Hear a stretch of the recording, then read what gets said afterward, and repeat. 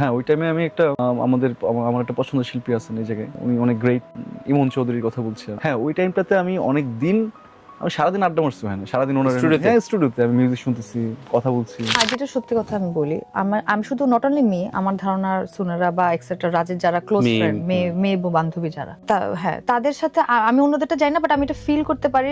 যখন আমি জানলাম পত্রিকার মানে পরি প্রেগনেন্ট, তখন আমি ওদেরকে ভিডিও কল দিয়েছি। আমি তখন ইন্ডিয়া ভিডিও করে দুজনকে কংগ্রেচুলেট বললাম এসে, তখন তোরা খুবই সুন্দর সময় কাটাচ্ছিল। ওর পর থেকে রাজের ডিভোর্স হওয়ার মাঝখানে আমার সাথে রাজের কোনো কথাই হয় না। প্রিন্স সিনেমা যেটা আবু হায়াত মাহমুদ বানাচ্ছেন, আমাকে এখানে ডাকা হয়েছিল, আমি গেছি, মিটিং করেছি, তারপরে ব্যাটে বলে সামহাও মেলে নিয়ে আমি চলে এসেছি। বনলতা এক্সপ্রেস যেটা তানিম নূর বানাচ্ছেন, আমাকে বলেছিলেন, তারপরে আমি করিনি। 2 মিনিট 3 মিনিট যদি ডিরেক্টরের সাথে কথা বলেন, পৃথিবীর কোথায় কোথায় ফেস্টিভ্যাল আছে সব আপনার মুখস্থ করে আপনার নিজেকে অসহায় লাগবে। শালার এত বোকাসতা কেন, আমি তো কিছুই জানি। আমি একদম অনেস্টলি বলি, আমাকে যে পরিমাণে রেসপেক্ট আওয়ামী লীগের হাই অফিসিয়ালসরা দিয়েছেন, সেটা আমি কিন্তু সারা জীবন মনে রাখবো। টু ইয়াং বলছি, আসলেই তো মানে এখন জাতির ক্রাশ। মানে আমরা একটা সময় কিন্তু ট্রুডো যখন ইয়ে হলো প্রেসিডেন্টই তো কানাডার, তো সবাই ট্রুডোকে নিয়ে এত হ্যান্ডসাম একজন রাষ্ট্রপ্রধান, তো আমাদের দেশেও যখন এরকম হ্যান্ডসাম একজন রাষ্ট্রপ্রধান এলেন, তো তখন স্বাভাবিকভাবেই সবার চোখে তো মনে হচ্ছেই। স্টেজে উঠলে বলে আপা একটু জমানো গান কর। কদিন আগে লন্ডন গেলাম, বলে আপা একটু নাচেন। আমি বললাম নাচছেন? আমাকে আপা একটু নাচেন। আমি বললাম ভাই আমি তো গান গাইতে পারি, নাচতে পারি না, বরং আমি গান গাই, আপনি নাচেন। এবং বৃষ্টি, এই বৃষ্টিতে ভিজতে ভিজতে তেজকুনি পাড়া থেকে আমি রামপুরা, আমি জানি না, রামপুরে আসি। আমার এক বন্ধু মেসে থাকে, তার কাছে ও আমাকে দেখে অবাক হলো, আমি কেন আসলাম, মানে কেন ওর একটা রুম নিয়ে থাকে, কেন আমি ওকে ডিস্টার্ব করলাম। আমি খুব লজ্জিত হলাম। বন্ধুর কাছে লজ্জাটা খুবই কষ্টের। আমার বন্ধু কিন্তু এখনো জানে না। আমাকেও কিন্তু বিয়ের আগে অনেকে বলেছে যে এত তাড়াতাড়ি, কারণ আমি অনেক আর্লি বিয়ে করেছি, যে এত তাড়াতাড়ি বিয়ে করছো, ক্যারিয়ার কিন্তু সে।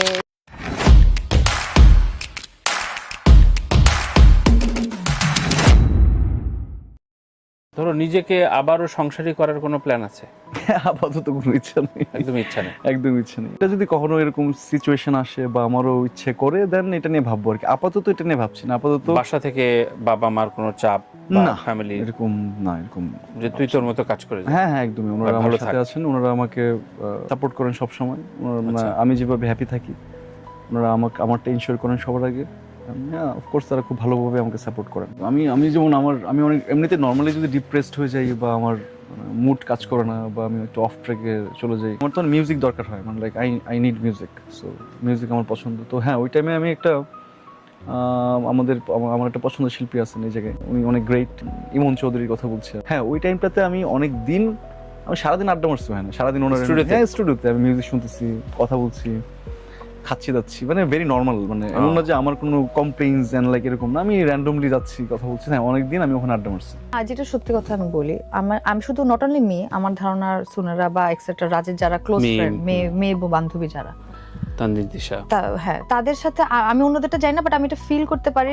যখন আমি জানলাম পত্রিকার মানে পরি প্রেগনেন্ট, তখন আমি ওদেরকে ভিডিও কল দিয়েছি। আমি তখন ইন্ডিয়া ভিডিও করে দুজনকে কংগ্রেচুলেট বললাম এসে, তখন তোরা খুবই সুন্দর সময় কাটাচ্ছিল। ওর পর থেকে রাজের ডিভোর্স হওয়ার মাঝখানে আমার সাথে রাজের কোনো কথাই হয় না। ওইটাই তো কথা হয় না, এটা শুধু আমার কারণে না, রাজ করে নাই, রাজ কারোর সাথে মিশে নাই, রাজ কারোর সাথে যোগাযোগ রাখে না। আর যদি না চায়, আমি তো ওর সাথে নিজে থেকে, আমি তাও কয়েকবার মনে হয় ফোনও দিছিলাম, হয় না আমরা তো বন্ধু, হয়তো চায় না ইনসিকিউর পার্টনার বা সবকিছু মিলিয়ে হয়তো বা ও কারোর সাথে কমিউনিকেট করতে চায় না। ফিমেল ফ্রেন্ডদের সাথে শুধুমাত্র বলতেছি, মেলদের সাথে কিন্তু যোগাযোগ ছিল, বা ও যাদের সাথে অনেক ক্লোজ ছিল মেল বন্ধু, তাদের সাথে হয়তো অত মিশে নাই, বা আমি জানি তখন তার সার্কেলই চেঞ্জ হয়ে গেছে। সো আমি এটা বুঝতাম, এতটুকু তো বন্ধুত্ব আছে, আমি বুঝতাম যে ওর জীবনে এখন অন্য কিছু হচ্ছে যাচ্ছে, ভালো বন্ধুত্ব আছে, যদি থাকবে, না থাকলে না, এটা নিয়ে এত চাপের কিছু নাই। ওকে মিস করতাম, এটা আমরা অনেক যখন এক কমন ফ্রেন্ড একত্রিত হতাম, তখন বলতাম ইস রাজ থাকলে এখন ভালো হইতো, আচ্ছা রাজ তো এটা করতে, এগুলো গল্প হয়েছে বা কষ্টও পাইছি। আমাকে যেমন আজকে একজন বলছিল যেটা বাড়াবাড়ি করছি, বাড়াবাড়িটা কি বলি, এখন তো কাজের অফার অনেক আসে, হ্যাঁ, যেমন যে প্রিন্স সিনেমা যেটা আবু হায়াত মাহমুদ বানাচ্ছেন, আমাকে এখানে ডাকা হয়েছিল, আমি গেছি, মিটিং করেছি, তারপরে ব্যাটে বলে সামহাও মেলে নিয়ে আমি চলে এসেছি। বনলতা এক্সপ্রেস যেটা তানিম নূর বানাচ্ছেন, আমাকে বলেছিলেন, তারপরে আমি করিনি আর কি। আচ্ছা, আচ্ছা। হ্যাঁ, তখন আপনি যদি বলতে পারেন অধ্যত্ত দেখাচ্ছ, কি এমন হয়ে গেছো তুমি তানিম নূরের মতো ডিরেক্টরকে না বলছো, ওনারা তো এক্সপ্রেস যে না। কেন যেটা হয়েছে এটা অন্য আচ্ছা, কারণে আচ্ছা, আমার আচ্ছা, চরিত্রটা নিয়ে আচ্ছা, আমার কাছে আচ্ছা। মনে হয়েছিল না। যেটা- তবে যে করছে তাকে আমার ভীষণ পছন্দ।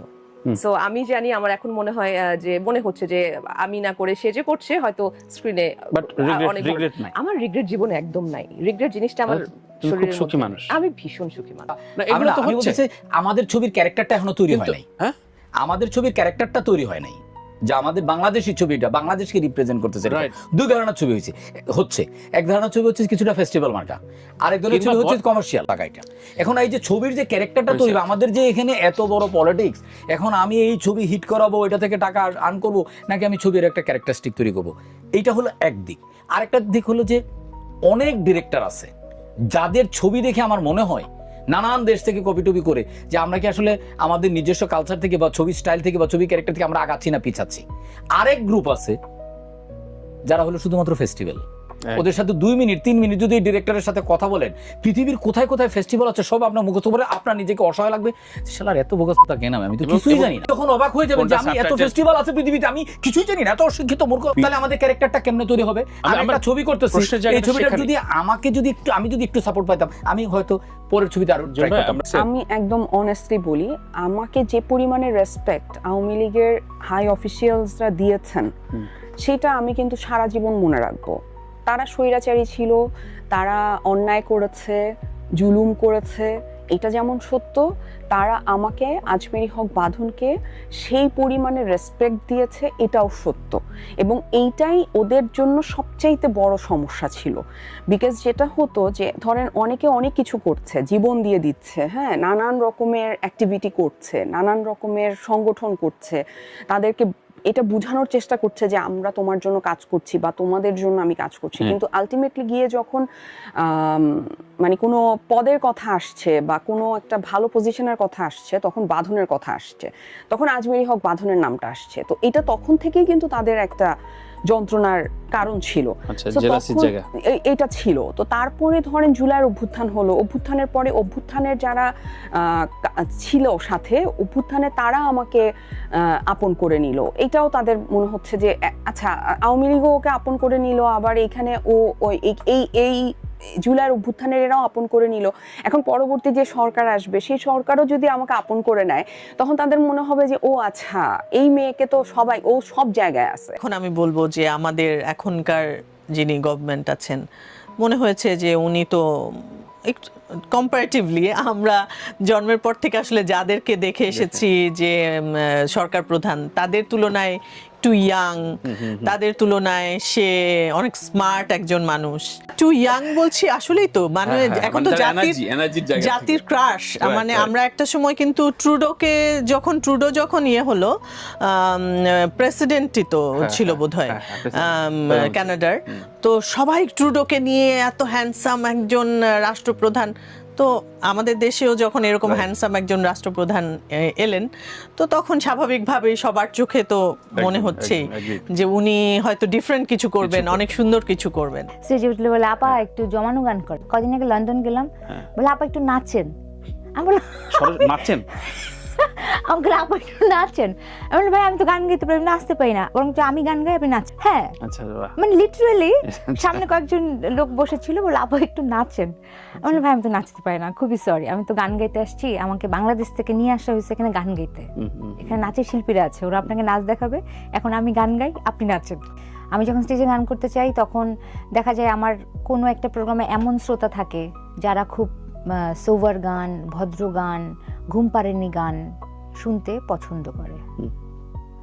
আবার যেমন ওই যে কোনো প্রোগ্রামে গেলাম, আজকে কিন্তু আপা সব নাচের গান নাইচা ফাটাই ফেলবো, সময় দিতে হবে একদম, মানে উড়াধুরা নাইচা একদম ফাটাই ফেলতে হবে, বলে এইভাবে। তারপরে ইদানিং আবার শুরু হয়েছে কি জানেন তো, এক একটা আর্টিস্টের তো পোশাক আশাকের এক একটা ধরন আছে। তো আমাকে কিছুদিন আগে একটা শোতে একজন বললো আপা ওই আপার মতো কিন্তু কাপড় পরতে হবে। আমরা ভাই ওই আপার মতো তো কাপড় আমি পরি না, তাহলে তো আপনাকে ওই আপাকে নিতে হবে। যত বেশি ভুল করবা তত বেশি আগ্রহ তৈরি হবে। আমার জীবনে প্রবঞ্চনার গল্প প্রচুর, প্রতারণার শিকার হওয়ার গল্প প্রচুর, অসম্মানিত হওয়ার উদাহরণ প্রচুর। এগুলো আমার শক্তি। হ্যাঁ, আমার বন্ধু কীরকম বন্ধু, আহারে আমি বৃষ্টিতে ভিজে ভিজে লজিংয়ে ছিলাম, লজিংয়ে থেকে বাচ্চাটাকে একটা ধমক দিলাম পড়া পারে না বলে, এক বাপের এক মেয়ে কেন ধমক দিলাম আমাকে বের করে দিল। এবং এই বৃষ্টিতে ভিজতে ভিজতে তেজকুনি পাড়া থেকে আমি রামপুরা, আমি জানি না, রামপুরে আসি, আমার এক বন্ধু মেসে থাকে তার কাছে। ও আমাকে দেখে অবাক হলো আমি কেন আসলাম, মানে কেন ওর একটা রুম নিয়ে থাকে, কেন আমি ওকে ডিস্টার্ব করলাম। আমি খুব লজ্জিত হলাম। বন্ধুর কাছে লজ্জাটা খুবই কষ্টের। আমার বন্ধু কিন্তু এখনো জানে না, তার সঙ্গে আমার কিন্তু অসাধারণ সম্পর্ক, কিন্তু জানে না আমার সেই দিনের লজ্জার কথা।